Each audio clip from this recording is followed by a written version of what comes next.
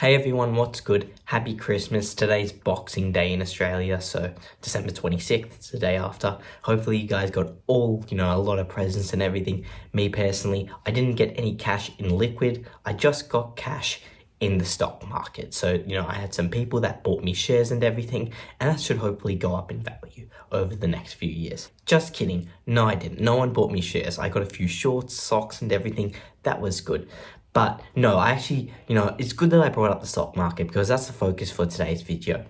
And I wanted to talk about, my journey investing. I've only been going really about like a month and a half consistently now. I have, I'm a 21-year-old. I did start kind of when I was 18 and everything. But yeah, I mainly started a month and a half ago. So I haven't been going for too long. And my story with investing is an interesting one. It really is. Not super interesting, but I kind of dipped my toes into the stock market for the first time when I was 18. I was a little bit kind of degenerate though. I wasn't like actually doing any research into stocks or anything. I was just like, okay, I pick this stock, invest money into it, wait till it goes up 1 cent, then take all my money out of it, sell it, and make like $500 profit because I was putting like all my money into this one stock, which is just stupid to do. But that's what I was doing, because it was kind of degen. But now, over the past couple months, I've learned about it. I'm actually, I've read probably 4 or 5 books so far, and I watched quite a few YouTubers on trading the stock market and everything now. So I'm actually, getting a lot into it, and I actually enjoy it now. I really do. So a big thing I feel like what's brought me some early success on the stock market and, talking about my story with it is Supercoach. And for a lot of you watching, probably most of you, you don't really know what Supercoach is. And let me explain. So if you guys know football, so I'm talking about here Australian rules football. So yeah, just like they've got the professional league, the Australian Football League. And for what they have there is they've got this fantasy-based game. So basically like, every player when they get a kick or something like that, or they tackle another person or whatever, they get like points and everything like that. And, everyone, just all consumers of it like myself, you can make a team and everything of players, and whoever's team gets the most points, they basically win. And there's about 200,000 people that play it every year. And don't worry, I'll get back to how this relates to the stock market in just a sec. But yeah, so they've got about 200,000 people that play every year. And I've played about for the last 10 years. I actually quite like the game. It's just fun for me, And basically, I've gotten progressively better at it over time. I started pretty badly because, again, I started when I was like 10. Now I'm 21, so when I was 10, I couldn't really think at all. But now as a 21-year-old, obviously I've got a lot better, brain cognitive power or whatever. So, I just got better over time, and my probably best season was back a few years ago when I came 56th overall. So 56th out of 200,000 people. And that was pretty impressive because that's like the top like 0.01% or something like that. It's quite a high percentile. And so I was pretty chuffed with it. And then about a year later in 2021, I saw this thing called the stock market. And I was like, what's this? Because I heard people like talking about, I made money on the stock market. I just like saw online and stuff. And I was like, okay, like what is this? Like if it's such a good money making tool, like why aren't I on it? So I started, looking it up, reading a few articles on it and everything. And I was like, wow, that's crazy. They basically made a full like real life trading game based off Supercoach. That's wild. But yeah, like I just learned, this thing has been around for ages, like 100 years or probably even longer than that. But yeah, they've got this whole platform based at buying shares in companies. You can invest in them, they go up, they go down, you can sell them and make profit at the end of the day. And so I was like, because I actually did well in Supercoach, I can actually transfer a lot of those principles over to the stock market, which is what I've been doing recently, and it's been helping me out, certainly. So again, for obviously, full transparency, like I said, I've been going for about a month and a half, so it's not like I've made, a lifetime's worth of profit or anything. I've made probably about $700 to $800-ish. But again, like what I like to think about with that is, number one, like I'm obviously reinvesting it. I'm not taking profits yet. Like it's what's in the market still. So it's not like it's in my hands. It's not like it's in my bank account. It's still in the market. So, I mean, it could go down, obviously, full transparency. But like, I think it's pretty sick that I've made that much money, in a month and a half, when, like, I was thinking about it realistically, for myself, I work like a part-time 9 to 5 job, just being a university student, and I make, say, around 30-ish an hour, $30 an hour. And, like, to make, say, like, $700 or something like that, I'd have to work about 24 hours, you know? So basically like a full day at a job.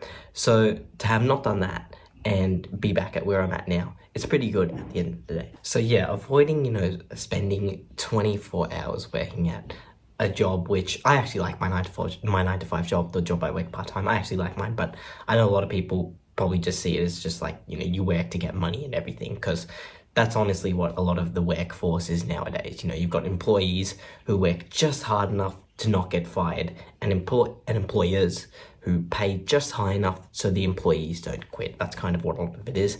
I personally, like I said, I like my part-time job, so it's not necessarily bad for me. Like, I enjoy going in.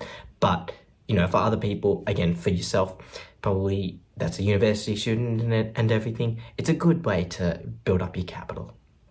And so, like I said, $700 to $800, somewhere in there I've made. And I've got about, for the money I've invested, I've put in, honestly, probably a lot. I'm kind of addicted to it at this point, but I've probably put in about 10K so far. And about half of that I've put in one ETF, so it's just like a mutual fund, which is most likely going to go up over time because it's just got a lot of stocks in it and everything. And so that one's just like, I put my money in it for the long term just to see it rise. And again, full disclosure, if you guys want to invest in the same one, it's like the NASDAQ type of exchange mutual fund.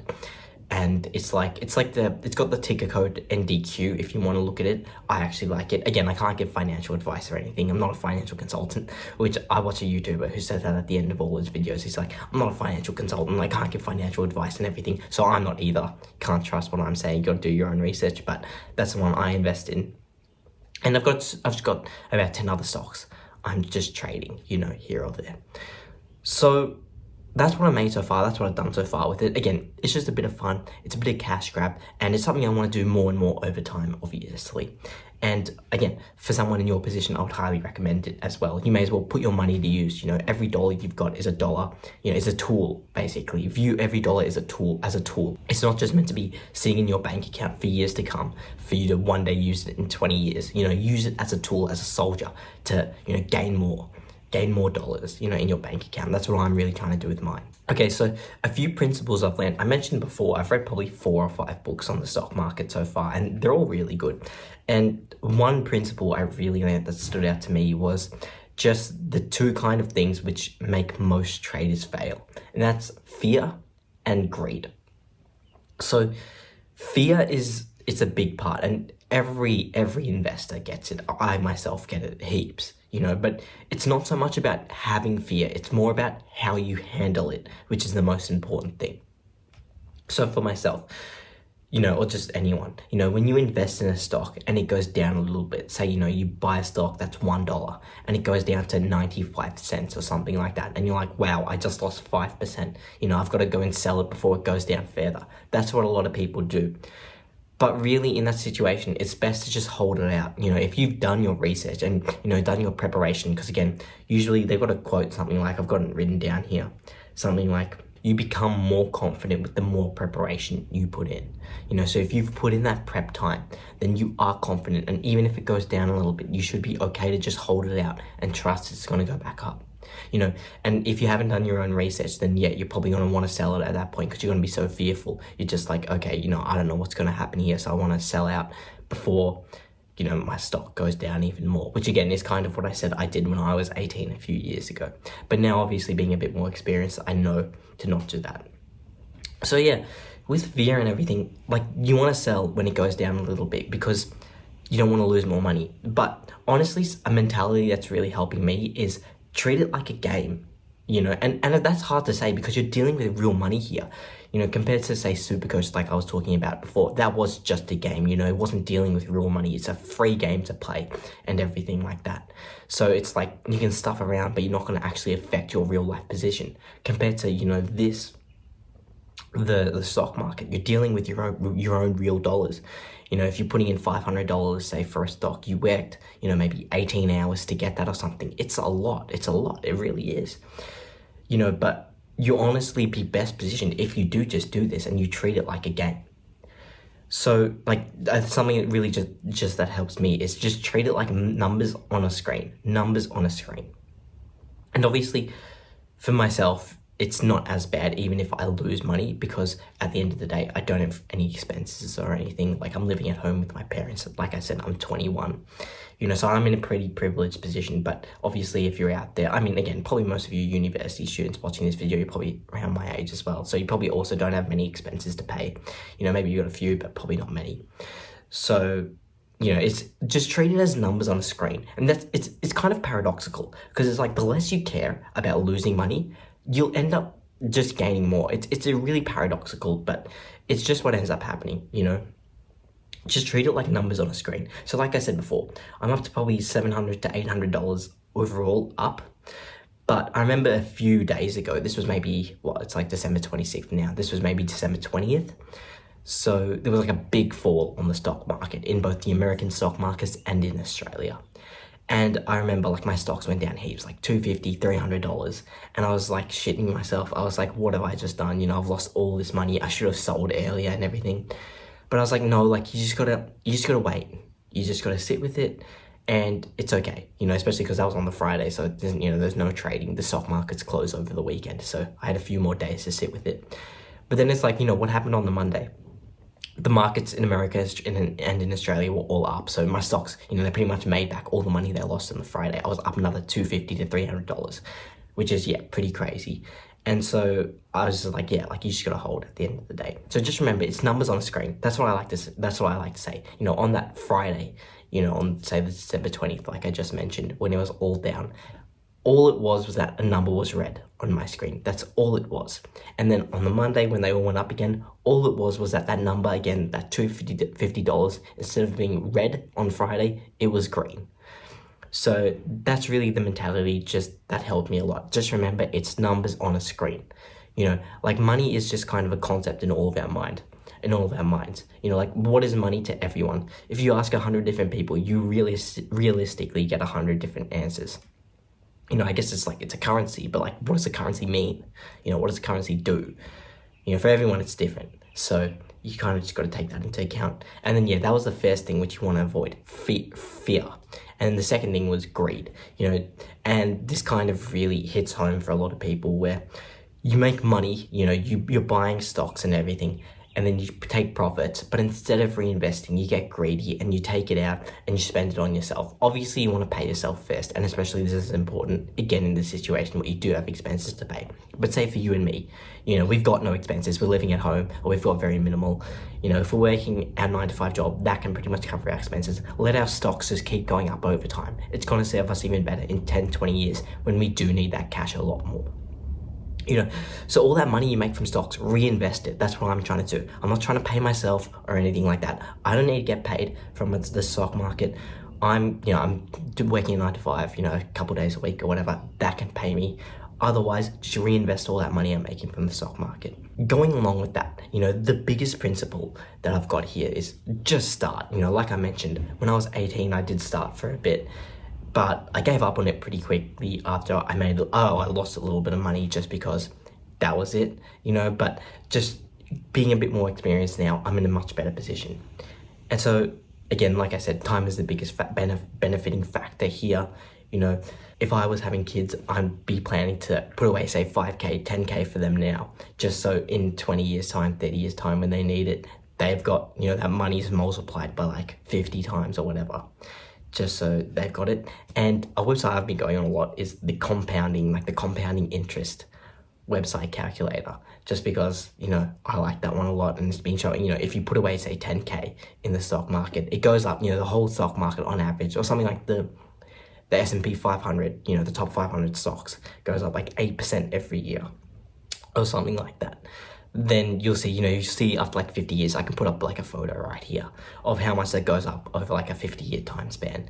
So it's just like, it's very powerful, very powerful. So just to end off here, I wanted to mention 3 different principles I've learned from that Supercoach game, because honestly, it's just a game, but it's helped me a lot so far. It really has. And so 3 principles, starting off with diversifying your portfolio.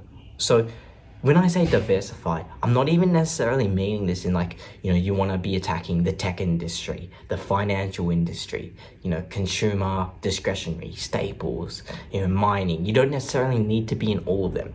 When I say diversify, what I've learned from Supercoach is you just want to have a lot of different stocks. Like I said, I've got about 10 stocks so far. I want to build that up. I want to probably have maybe 50, 60, 70, even more than that, different stocks I've got, because like I said before, the stock market does go up on average about 8% or something like that. So it's like these stocks are going to go up, and they're all going to go up differing rates. Some will go up a lot, others will go down first a lot before they go up or something like that. But what I've discovered is if you do, you do your preparation and everything like that, then really realistically, and you do know kind of have a good background of these stocks, the stocks that you do pick, they're going to go up a lot.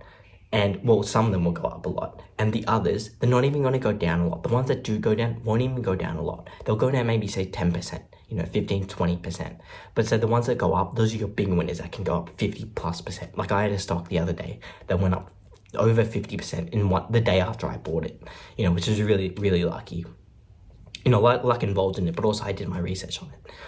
So just, diversifying your portfolio, having a lot of different potential winners. If you only pick 5 stocks, you can only have 5 potential winners. If you pick 50 stocks, you can have 50 potential winners. Obviously, that opens yourself up more to the possibility of losing. But if you've done your research, it's less likely you're going to lose and more likely you're going to win. That's what I learned from Supercoach. It's a really good principle and something that's really helped me. The second thing, listen to a lot of different sources. Now, when I was playing Supercoach, there's like a lot of different podcasts, a lot of different YouTubers that post about the game. I've even done some videos about it in the past and everything like that. I mean, may still in the future. But basically, what listening to a lot of different sources does is it really just diversifies kind of the voices that you hear, especially because, we all have our internal biases. When I'm picking players in Supercoach, I'm like, I don't think this person will score that well for X reason. But then if I listen to a bunch of different people and I hear good counter arguments for why this person might score well, that's going to be beneficial for me because I'll end up, say, making the right decision to pick them when they do end up scoring well. Same as in the stock market. I may be thinking like, okay, this one stock isn't going to score well. It isn't going to go up in price. It's in a downtrend right now. But, if I listen to other people, whose opinions I do, respect, I think they are knowledgeable on the subject, then that's good for me because I can hear all these counter arguments. I can, at the end of the day, evaluate myself, whether I think they're of use or not. And then, just listening to a bunch of different things. This principle just really helped me so much when I came 56th back a few years ago. It really did. I don't really know all the power of it, how to explain it fully, but it just helped me a lot. And then the last thing is adaptability. So again, like I said before, you want to do your research and everything like that. You want to make sure you know all of these stocks, definitely. But at the end of the day, what you most want to have is you want to be adaptable on the run. If you've done all this research for, say, the last month or two on this stock, you've gone back through all of its financial reports, you've listened to all the different sources and everything, and you end up buying that stock, and you're like, okay, I'm going to hold this one for the next year or something, or multiple years, or something like that. But then the day after you purchase it, or later that day when you purchase it, you see maybe it's something really bad happened to it. One of their products absolutely tanked or something like that. And then you're like, okay, I've done all this research, so I'm just going to stay with it.